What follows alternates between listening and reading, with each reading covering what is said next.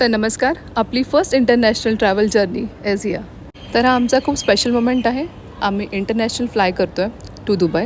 तर हा पहिला ब्लॉग आम्ही शूट केला आहे जिथे तुम्हाला फॅमिली, आठवणी, इमोशन्स आणि घरचा एक पार्ट सोबत घेऊन चाललो आहे. तर आजच्या ब्लॉगमध्ये तुम्हाला packing, boarding, in flight moments, take off, landing in Dubai, तर या सर्व गोष्टी तुम्हाला एकाच ब्लॉगमध्ये पाहायला मिळेल आणि पूर्ण मराठीमध्ये हा ब्लॉग होणार आहे.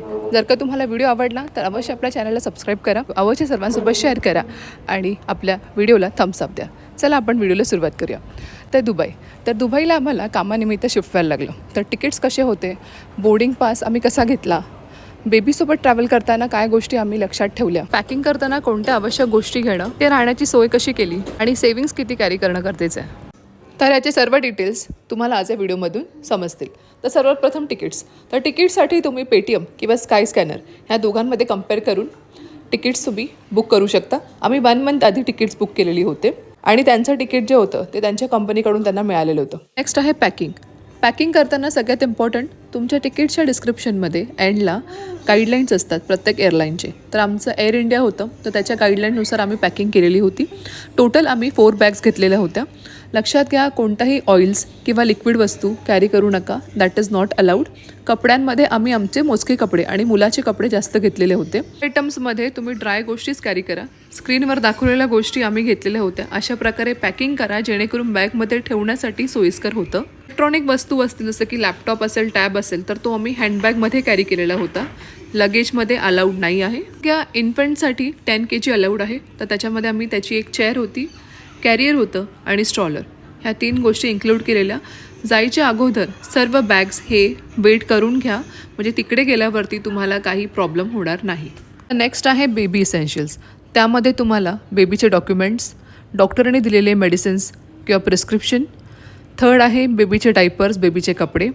फोर्थमध्ये बेबीचं रेग्युलर तुम्ही वापरणारे जे प्रोडक्ट असेल, साबण, सोप, हे कॅरी करा. आणि इम्पॉर्टंट जे तुम्ही त्याचं स्ट्रॉलर, चेअर आणि कॅरियर प्रॉपरली चेकलिस्ट रेडी करून पॅकिंग करून टाका. नेक्स्ट आहे बोर्डिंग पास. तर तुम्ही एंट्रीला तुमचं तिकीट, विजा आणि आधार कार्ड यांची कॉपी रेडी ठेवा, झेरॉक्स आणि ओरिजिनल. एंट्री करताना हे तुम्हाला अवश्य विचारणार. सेकंड थिंग, जेव्हा तुम्ही आतमध्ये जाणार तेव्हा तुमच्या तिकीट काउंटर्स, म्हणजे ज्या प्लेनचं तुम्ही तिकीट बुक केलं आहे तिथे त्या काउंटरला जाऊन तुम्ही तुमचा बोर्डिंग पाससाठी विचारायचं. Our hearts beat to the city streets. We began to feel the fire.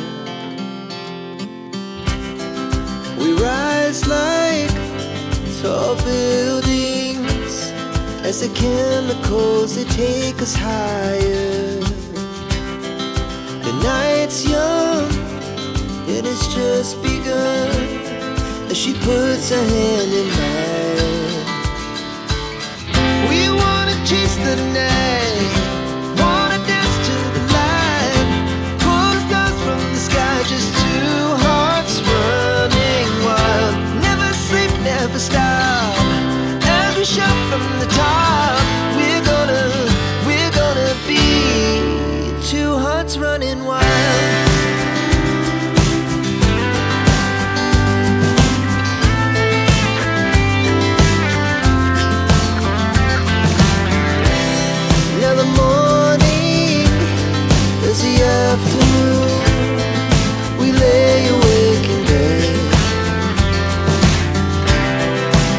So loud as the hours pass, we're gonna do it all again. We wanna chase the night. Finally आम्ही safely land झालो दुबईमध्ये. दुबईमध्ये आम्ही दुबईमध्ये राहण्यासाठी सोय केलेली होती. लक्षात घ्या, जेव्हा तुम्ही प्लॅन करताय दुबईला शिफ्ट व्हायचं आहे त्याच्या 1 महिना अगोदरच डुबिझल, प्रॉपर्टी फाइंडर आणि फेसबुक या प्लॅटफॉर्म्सवरून स्टुडिओ किंवा अपार्टमेंट तुमच्या बजेटमध्ये असेल तसं बघायला सुरुवात करा. लक्षात घ्या, आम्ही जो स्टुडिओ बुक केलेला होता तो 3,500 दिराम इतका होता, म्हणजे ऑलमोस्ट इंडियाचे 90,000.